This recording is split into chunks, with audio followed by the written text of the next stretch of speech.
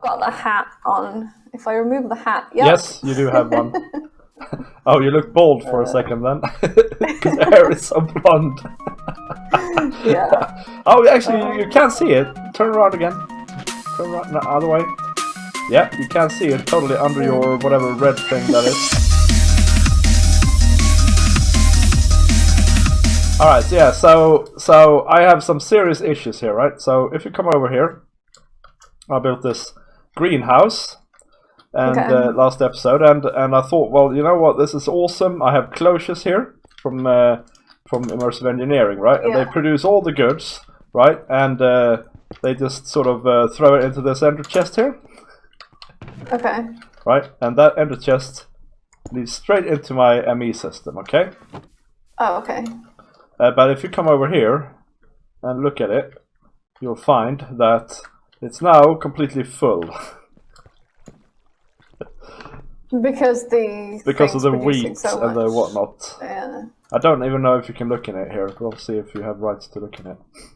I do, yes. Okay, yeah. So there's 21k wheat. 21k. Yeah, you see, it's like yeah, it's a bit of a problem. And then if we go down here, there's an elevator there. Oh, wait. Right on the block I'm standing on. Wait, I can't see where you are now. Right. Oh, there you are. That is really invisible. There we go. Yes, it is. Yeah. So this is what I got, right? And this is all rubbish. Well, this is just for crafting stupid cards, right? Yeah. But this is my disc, and it's a 16k disc, and it's full, right? So probably the first step here is to craft another disc. What I do early game is I make a bunch of really small discs because you want a lot of different types of items. That stops it filling up. And for items that you have tons of, in a way, if you don't have the resources to make like the really big storage discs, storage drawers are really good because the upgrades for them are a lot cheaper. Yep. And you can store thousands and thousands of items. Here's a question for you then, right? The most annoying thing about AE2 really is the fact that there's not only an item limit, but there's also a type limit, right? Yeah. So I have 63 types available to me at the moment. If I put, let's say, the wheat, if I put that in a storage drawer and then connect it up to the ME system, will that still count as a type? No, it's separate. All right, so that's obviously, that's what we need to do. Because if you come up here again, right? So all of these green things, or all of these crops, right? They really we should do with them what I've done. Oh, sorry, I ran off again, didn't I? We should do with them what I've done with the mob farm, which is basically chuck them in here, yeah? So if we make another wall of storage drawers, just and another door controller, or even we can just continue it. You don't need another door controller. No, we can just continue it around, can't we? Wrap it around, right? Yeah. And yeah, that's our first step, isn't it? That'll clear up some space in the thing, and then we can get some working space, basically, yeah? And also, what I would recommend for like stuff, so what I did in my project Ozone 2 is for all of the ores, like ingots and stuff like that, that can have nugget form and block form, I use compacting drawers. Yes. Because it stores them as all three at the same time. This is the next project that I want to do is ore processing, so this is going to come up again then. But my ores are in this place here. Yeah. Okay, yeah. They just live there, and I go and get whatever I need at the moment, and that obviously that needs fixing. So that's for a different episode. You can set them to process automatically. Yes. Oh, like how? If you go up again. I am up again. Do you what is that in your hand, by the way? Huh? What is that in your hand? Oh, my left hand. It's my crossbow bolt. Oh. They have mending moss on them, but they have to be active to actually mend, so I keep them in my offhand. It's so colourful and nice. Yeah. All I got is this thing here. It's not at all as colourful. Okay. Yeah, I added... Oops. That was the wrong thing. I think they're reeds tipped with demon steel, and then they're reinforced, and I've added melting moss, so there's a few different colors on them. There you go. Could I have my pickaxe back, please? Yes. The demon steel makes them whisper to me every once in a while, telling me to kill people, basically. Maybe I should have not given you my shuriken then. Okay, so we have some drawers here, right? And it seems like it's populating things from the system, from the farm, right? But I've tried to put in wheat and netherwort here that is already in the ME system. So, and you said something about an import bus, and then I sort of zoned out. So can you say it again? If we temporarily swap out the storage bus for an export bus, and then filter it as wheat, or filter it as whatever you want to pull out. Aha, so, okay, so yeah. So from the disk here, there is a cable going to into Ocean Phoenix. No, yep. Into this thing here, right? The ME storage bus, and that's what connects the storage drawer controller to the ME system so that we have access to it. But you're saying take that away and put a export bus instead in. Yeah? Yeah. Which I have one, but I can't place it for you. I'm just looking it up just to see what it takes. Oh, that's fairly easy to create. Okay, so if you hand it to me then, maybe. There you go. There you go.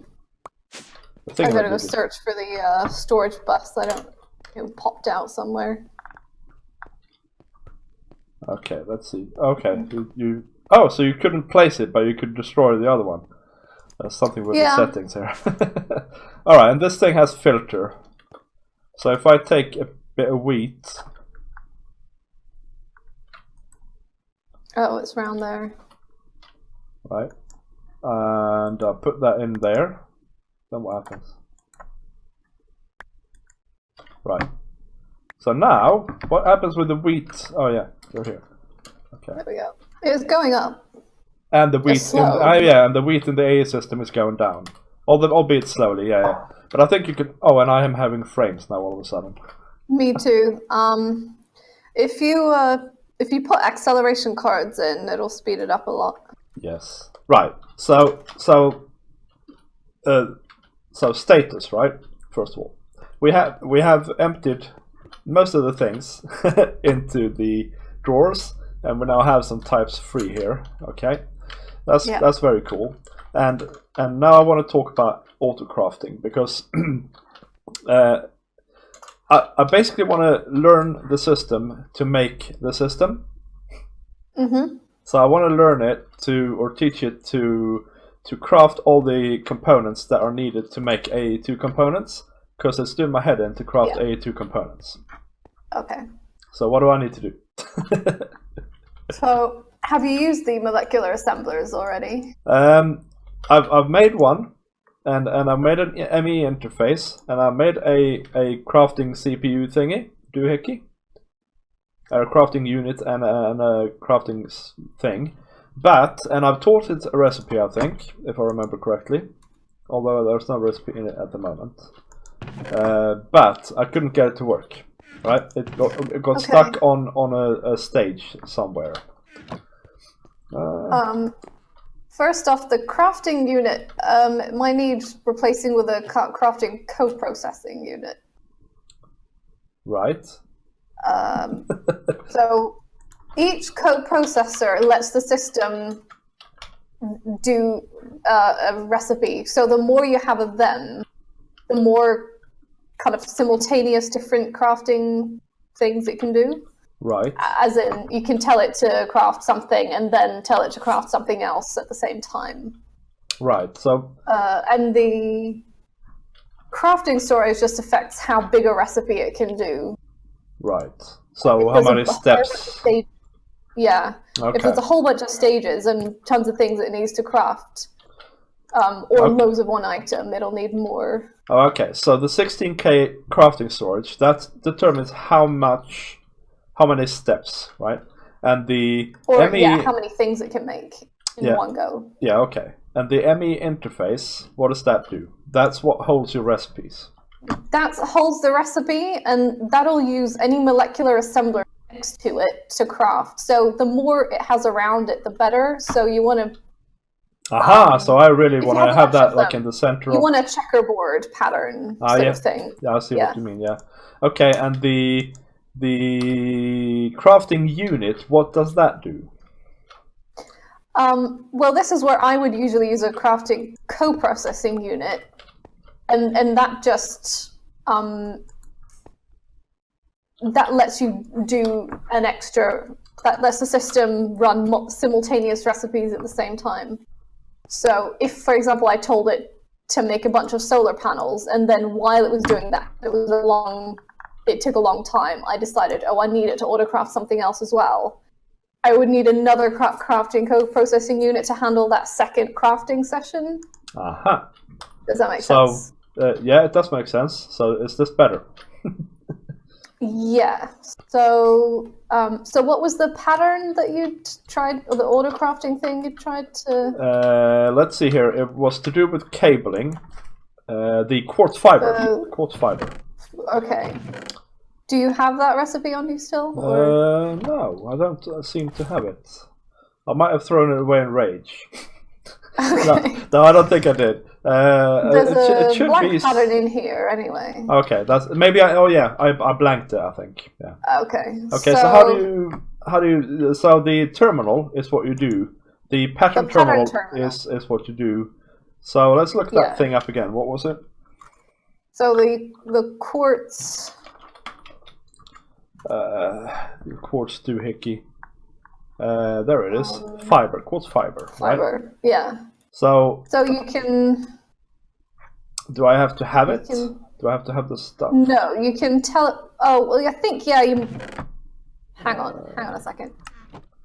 Right, so now it's showing the things, and then I click on the arrow, the encode pattern arrow, right? Yes. And then I have a encoded pattern. And then I go over to the Emmy interface. The molecular, the Emmy interface. Put it there. Yep. And then is that connected to the system? It is via the security terminal. Does it go? Oh, it goes through it. Okay. So now you've got a crafting recipe there. Yeah. It's missing. Oh, okay. Hang on. Yeah, it's missing quartz, right? Because now I've put quartz in. So. Yeah. If I take the quartz fiber out, so you then can I middle click to bring up the crafting. Ah, that worked.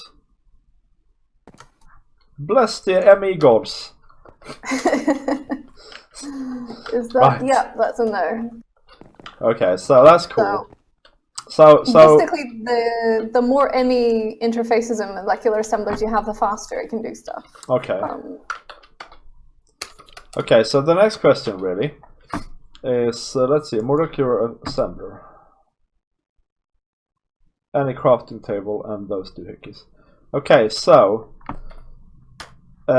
is it a good idea to, because I can obviously just make more patterns here and in the end craft all the things, right, that are done in a crafting table. But I also wanted to be able to make processors, for instance, or make circuit quartz and things like that. Yeah. And then I guess we need to connect it somehow to the advanced inscriber and the crystal growth chamber and so on. What is this? Yes. Pattern? Oh, here's a pattern encoder as well. What's this thing? Why did I make to be honest, this? I think I don't know. It does this. I've never really used it. I'm not sure why you need it instead of just the pattern terminal. Another thing that you can make is an interface terminal. Right. And that shows you a list of all of the interfaces and all of the pattern slots in one terminal. So you can just put the patterns in there instead of having to run to the machine, or this one, in this case, this one. Aha, so that's like, oh, okay, that's super cool. So really that should, if we assume that the pattern terminal is here, then really that should be next to it, so I can just chuck things in there. Yeah, basically, yeah. well, if we assume that it is there, but if we assume that that's the final location of it, yeah, we don't have to assume it. It is already there. Okay, so how do I connect the ME system to another machine, such as the Advanced Inscriber or the Pulverizer or whatever doohickey you can think of? So, this is where it gets a little bit complicated, and it sort of varies a bit on the machine. But Right. you need to put an interface on the back of or on one of the sides of the machine. All right. So the Advanced Inscriber is already connected to the system, I guess, because if you look at this connection, there's clearly a Yes, connection it there. is. But the interface is what tells the pattern this is the machine to put the stuff in. Uh-huh. So if we look at an interface, so an ME interface? Yeah, if you put it in your crafting grid, you can turn it into a flat version. Yep. And then that can just go on the side. Yeah. So I make that flat. Yeah. And then presumably I need to break this thing. I should have obviously used a different thing, but... And some machines have a specific side that's the input, and so then you have to put it on that side. Device online, that's promising. Mm-hmm. And so then I can make a pattern for, let's say, a printed silicon, right? So I can be able to make a pattern in the pattern encoder for printed silicon, and then chuck that in the interface, right? No? Sort of. This one might be a little bit complicated. I think the top slot you might have to insert from the top, and the bottom slot from the side. No, you don't. Not in the inscriber. I think it figures it out itself. Because I just pump everything into the side here with this very standard popper, and it just figures it out. Okay, cool. So that might work then. One thing is that you'll have to power it from the separate side because the power won't go through the interface. So I need another piece of cable, basically. Oh no, that's not. I don't think it needs power even. Well, we'll see how it goes. We'll try not to have it, and then we'll see how it goes. I remember. Yeah, so use the pattern terminal. Yep. But it doesn't use a regular crafting grid to make the thing. Yep. You've got to change it from crafting pattern to processing pattern. Yeah. So that's that crafting table. Yeah. Yeah. So then in the grid, you just put in the items and the amounts that you need to craft it.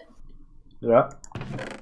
So I need silicon and printed silicon in this case, right? So I put in a piece of silicon. No. Oh, up there? No. The silicon doesn't go. Yeah. They're at you in the widest sense of the word. They're underneath the thing. Oh yeah, you could put them in. That's very unfair.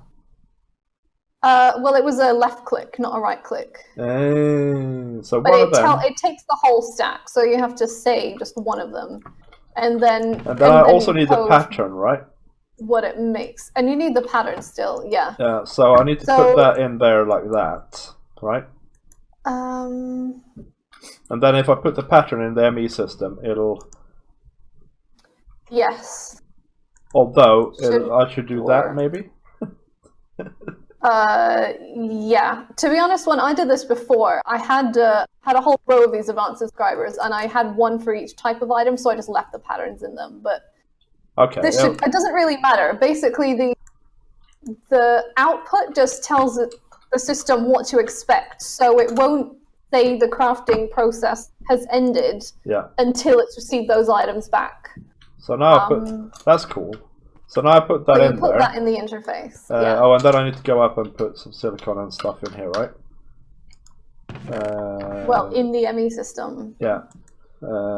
Shift click. Next. Start. Yeah. Hell yeah. Yeah. I didn't even see anything go in there, but it worked. It works. So that's going into the chest now. What you need to get it back into the system. So if you come over here and you right click on this co-processing unit, see how it says that the crafting is still ongoing? Yeah, because it hasn't received it back. because it hasn't received it back. So you can always just say cancel. Oh yeah, but it has to receive it back. So you would put an export bus on one of the sides and then connect that to the system. So let's remove that. We can't remove the chest because it's full of rubbish, but we can remove the hopper, so it can't extract it, right? And then you say export bus. Yeah, no, import bus, sorry. Because it's importing into the system. It always gets me. Oh yeah, okay. Import bus. Okay, sticky piston, eh? Okay. And then I can connect it with a cable, presumably, right? Yeah. So this system, it'll use 2 channels per device. Because the interface takes 1 channel and the export bus takes 1 channel. Right, so that's why I created this shiny Emmy controller that I probably need to expand quite soon. But I mean, this is all temporary. This is just to learn me how to set it up. That's really cool. But then you said... That's basically... That's basically it, yeah. Well, the system that you use for everything, yeah. But then, very soon, if you come up here... very soon I'm gonna try and, well actually I'm running out needlessly. I'm gonna try and automate some pulverizers and some redstone furnaces to automate my ore processing, right? So would it work the same way with the Emmy interface and the import bus for those things? It should do. With these you're gonna have to make sure that you configure the output to match the output and input to match them, otherwise it probably wouldn't work. Yeah. You could try telling it to push them back out into the interface. That might work with these. Oh yeah, so you can say push out at the top, for instance. So you have the input on the bottom, for instance, of the pulverizer, and then the pulverizer pushes it up to the furnace, and then the furnace pushes it into the system from the top, for instance, or something like that. For example, yeah. Okay, if you want it to do it automatically, like pull anything from the system. Yeah. Let's see. You find an ore here. You can tell the Emmy interface to always store items in it. Ah. Here, so you can say, and then if you put, say, an item duct pulling items out of there into the furnace, then things will always go into the interface and then straight into.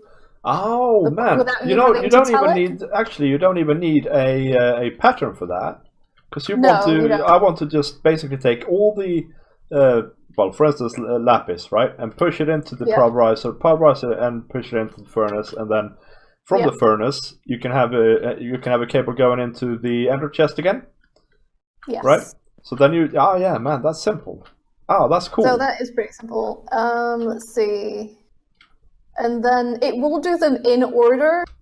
You can do up to, I guess it's 9 here, and it will do them in order. So if the first slot is always full, it'll never get onto the other ones, I don't think. But that's usually that's fine. not a problem. That's usually not a problem at all. Especially if you speed up your machine so they're going really quick. Then... Yeah, that's it. That's it. I think I got the hang of this now, though. So what I can do now is I can go through every step in the process of making molecular assemblers and Emmy interfaces and so on, and just automate all of those things and the processors and that. And then once I've done that, this Emmy system isn't so daunting anymore to handle. That's good. Obviously I need to lay it out in some way that isn't just taking up the entire blooming room. So like if you do that, the interface can use all of these molecular assemblers. Oh And then if you do this, then they can share molecular assemblers. And you get 3 more interfaces that you can put recipes in. That's cool. Yeah. I need to make another room for just those, I think. Yeah, so if you come over here to... So we have this ME network in here, right? Yeah. But if you come over to my little farm... What if I want to have access to and input stuff and output stuff over here? Okay. Maybe, for instance, I want to automate brewing. Yes. Just as a for instance. How do you do that without actually having a cable physically going all the way over to the Emmy network over there? I think you might have to have a cable. Okay, that's fair enough. I don't think you can do it wirelessly. I mean, you could set up a separate system here, but you wouldn't be able to access it over there. Yeah. Can they be? So the P2P tunnel would be excellent for this thing then.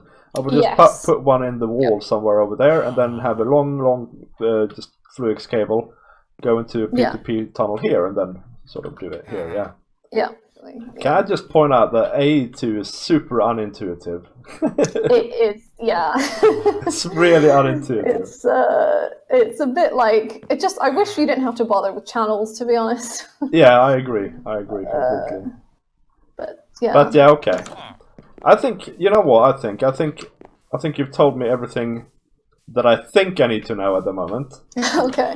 And then once I start fiddling with it properly, I'm sure I will have like 1,000,001 questions again. But okay, that's fine. But thank you very much. That's cool. You're welcome. Oh, but one last thing. Do you have an Infinity booster card? Can you use your wireless terminal anywhere? No. If you put an infinite booster card in it, you can use it literally anywhere. Oh wow! Oh, nice. Including like other dimensions. So you can either go through the fun of crafting, which takes forever. Or they get dropped if you kill a wither. So, or I think maybe the Ender Dragon as well. And as we have those farms in on the server, you can get them pretty easy. I've got a bunch of extra ones if you want one, or you can get it yourself if you don't want any handouts. I will have handouts, please. They look like that. Why do you have so many of them? Because of the farms, yeah. Oh, okay, okay. Right. You just need one. And if you open your wireless terminal, there's a slot below the output slot. There's like two slots next to each other. Oh, okay, yeah. I'm just gonna go and fix it. If you go in range. Yeah. So there's a slot. Where's there a slot? So there's the trash can and then the X, and then there's two slots next to that to the right. Yes. In the left one of them, if you put the card in. Oh man. Okay, now I need to go over here then. Oh, that is awesome, guys. Crikey me. Thank you. It is great. You can use, so it's got your portable storage system basically. I've been using mine over here.